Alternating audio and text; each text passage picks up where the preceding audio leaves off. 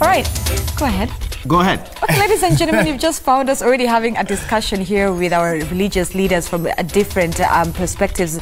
And we just want to talk about things that are affecting the nation, even before we can specifically touch on the National Prayer Breakfast. But before we can even do that, allow us to just do the honorable thing and present them rather. So sit closer to me. On my left, we have Reverend Ken Aringo. He is an SCK clergy as well as an author. At the center, we have Sujat Komraju. Have I pronounced that right? Sujata Komraju. Yes, and she is the National General Secretary, Hindu Council. It's so good to have you here with us this morning. And as well, Sheikh Ibrahim Lethom, a Muslim scholar at Jamia Mosque. Thank you very much. Thank you so much for all of you for being here with us this morning. Thank you for joining us. And for you at home, you can weigh in on this discussion. 22422 is the SMS line, and use the hashtag Daybreak as well. Let's get straight into some of the big stories in the paper this morning. If you turn to the front page of the Daily Nation, a story on education as pupils face a tutors crisis. They're between a rock and a hard place because technical and vocational colleges are in the grip of a severe teacher shortage that compounds an already explosive staffing problem. Another story there, the World Bank approves a 75 billion Kenya shilling loan, a further request raising the country's debt, and that's something we'll be discussing with our leaders here today. Should that be a prayer item? But what more can be done beyond prayer? That's what we'll be talking about. Meanwhile, Wetangula pronounces himself on the fake gold saga and says that's a non-issue. It's not an issue. What gold is what the Standard captions it as, while the truth about fire in a Kiamba church back in 2007. A very sad story by a witness. You can catch that on pages 10 and 11 of the Daily Nation. Speaking of which, page 11 on the Standard newspaper, it says gold. Which gold? Gold, which gold? Which gold? That's the question. Of course, and they've decided to go big on women killing. It's time to stop and reflect. We'll get the thoughts of the religious leaders on this specific issue. It's on page 6 and page 7. We've been reporting femicide killings here in Kenya across different media houses since January. It's become quite a worrying issue. We hope the President Uhuru Kenyatta will actually address this during the National Prayer Breakfast.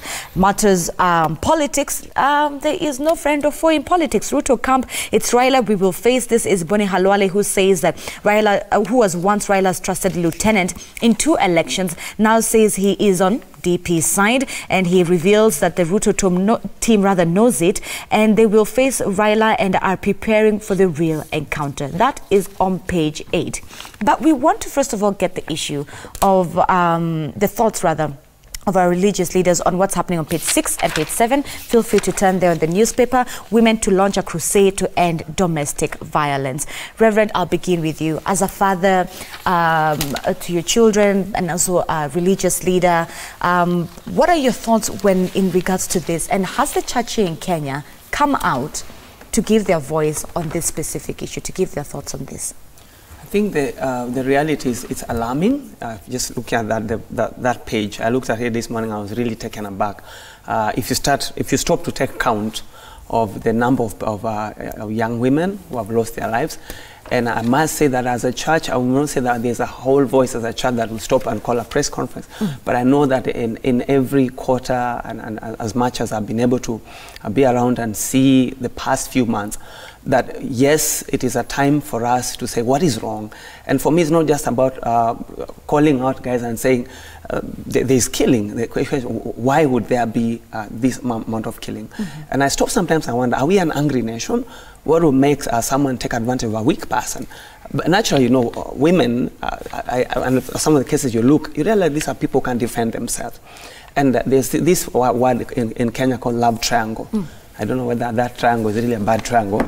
And I keep wondering what will make us become so familiar that now we get almost numb, that one person dies tomorrow, another one dies, and we never quite see the end of these cases. So my concern is, what do we do to ensure that the person who does it knows that this is punishable and that you can be stopped? But I go back as a religious leader to the dignity of life. We need to ask ourselves, where have we reached with how we view life? I'm very passionate about the human dignity. And so the moment someone takes a knife and drives to another human being, at that point I need to ask what thought is going through them. And so if it becomes something that I see every day, people get numb. And so for me, sometimes I'm also very scared if we put it out there every day, is there a way in which people realize this is normal? Has it become our normal? So those are the many questions that come to mind. Well, many questions that come to mind. Sujata, the man traditionally has been, identified as the protector of the home. Yes. When men turn around and now become the ones who will, destroy their own homes as well, what sort of issues and what sort of society do we live in where these things have now become almost commonplace? You're no longer surprised when you get a news alert now that somebody else has killed their wife, their mother, their children in the home as well. What sort of world are we living in? Yes, if you see the newspapers and the TV channels, sometimes we are scared to, to watch with our children. What morals we are giving to our children. The father is the head of the family and he has to take care of his whole family. And in our Hindu culture, we'll say, if a lady is there, one girl is there, we'll say as a mother or our sister or our daughter. We have to protect our girls. Even in our, in India, if in the matatus also, we'll make the girls to sit in the matatus. If it is a position to stand, only the men will stand, not the ladies will sit. So there's respect for women. There's respect for the women. Okay. Even Mahatma Gandhi also said, when the lady walks on the roads at the midnight, that means we have the independence in the country. Well, our female political leaders have decided to do a weekly vigil where they wear white to sort of give their voices on this. But wearing white and having a vigil is one thing. What more would you want to see these female politicians doing in terms of just making sure that they are lending their voice to this domestic violence? And at the end of the day, really, there's also the other side of it where you find a woman has also killed their husband and so forth, or even had her own children. What more would you like to see being done, more than just a vigil? Basically we have to give the basic education, value-based education to the children. They should know what is the morals, what are their duties. Yeah, even in the mind, they have to have, peaceful mind. If they don't have the peace, all the negative thoughts will come. So, to promote the value-based education in the families. That's more of what you want to see. Yes. Okay, Sheikh, you've been holding yourself back. Oh, yes. We can allow you to, we can release you now. Go ahead. Let me release myself. Actually, this is very sad, and especially we know that we have laws in place, and these laws are supposed to take care of such incidences. We should know that the laws are there so that whoever violates the law, then the laws can take its course. And that deters others from doing the same. So the question number one, Wahiga, we need to ask ourselves, what are the root causes? Because you cannot purport to treat a disease unless you find the underlying root causes. Something is ailing us as a nation. When such things becomes the norm rather than the exception, then I think we should be a very worried nation. And then the other thing is that this has happened, and people are watching what will happen to the perpetrators. Because in most of these cases, the perpetrators are known, only that people are waiting to see the law take its course. And let me tell you, Wahiga, if nothing happens to the perpetrators and people don't see justice being done, to others it will be normal. So and so got away with it, so why not me? So we need here to apply our laws without any discrimination. It doesn't matter your standing in the country. Nobody is above the law. So once we apply the law, then we are fighting terrorism. For me, this is terrorism also. This is terrorism. People are being terrorizing by the people they trust. Because if you look at most of these, they have been killed by people they trusted, people they were in a relationship with. So I think something is terribly wrong. And I also want to point a finger at us as religious leaders. Maybe, Reverend, we are so busy preparing people to go to heaven, and we have forgotten that they have to live in this world. Maybe it's the high time now, as we are preaching, telling people how to go to heaven and to avoid going to hellfire, that this is how you live. For you to earn that place in heaven, you need to live. This is how you're supposed to relate with God. This is how you're supposed to relate with your wife and your spouse and the other members of the family. This is how you're supposed to relate with other human beings. And this is how you're even supposed to relate even with the environment and other creatures of God. So I think, we need to. Then my question then is, ladies and gentlemen, why haven't we not seen the Islam community come up as we're against this? Why hasn't the church come out to speak against this? This has been happening since January. Has the Hindu community also come out and said we are against these killings? Why are we seeing our religious institutions quiet about this? Yeah, I think let me not defend ourselves. Maybe we have been speaking, but our voices have not been heard there. We need to do more. So I want to take that without defending ourselves. I think we need to speak more against this, and we need to, our voices need to be heard. I don't want to defend ourselves, myself. I think for me, when I look on a day like this, you just mentioned there is a national prayer day. Someone said, is it or something? I don't know what they call ritual. A ritual. A ritual. I would say when you start hearing such sentiments, Wahiga, it bothers me that we've come to even demean the place and power of prayer. I look in the scripture, in the holy book, Haggai chapter 1 verse 5. Actually, the prophet says, this is what the Almighty says. He says, give careful thought to your ways. Give careful thought to your ways. And as my brother is saying, many times we stop, but we never ask ourselves, how did we get here? And when I hear that issue of the root cause, I know as a church, we imagine in our small pockets, I'll do my thing. But there's something beautiful when we come here and portray the religious leaders that Kenya, it does not matter what cap you wear. There are things that when they affect a human being, they affect family, they affect society, all of us are affected. Tomorrow, today is someone's daughter there. I'm a father of a daughter, my 7-year-old daughter. Imagine Lulu in that state. And what can I do? I've decided to create in my own spaces. I'm a counseling psychologist. So I do a lot of therapy, family therapy. I realized I need to grow myself. Apart from being a theologian, I discovered I need to understand what makes someone get anxious, panic attacks and stuff. So that when we understand that the point where you're pushed, like the issue of the economy, the job layoffs, there are people who are jobless, who don't care less. After all, I am at home, even if I don't kill someone, I'll still die anyway. So who cares?